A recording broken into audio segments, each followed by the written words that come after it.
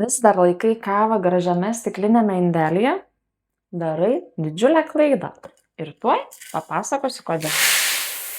Kavos pupelės tokiame indelyje, žinoma, atrodo labai gražiai, tačiau jos kiekvieną kartą atidarant reaguoja su deguonimi, o kaip žinome, pupelė reaguodama su deguonimi oksiduojasi ir sensta. Taip pat jos reaguoja su saulės šviesa, kuri kavos pupelei taip pat yra kenksminga. Todėl kavos pupelėms laikyti geriausiai tinka originali pakuotė. Dėl visiško nebuvimo kontakto su saule, nes pakuotės yra nepermatomos, taip pat CO2 vienpusis vožtuvėlis, kuris pašalina iš pakelio susikaupusias CO2 dujas ir neleidžia į vidų patekti deguoniui.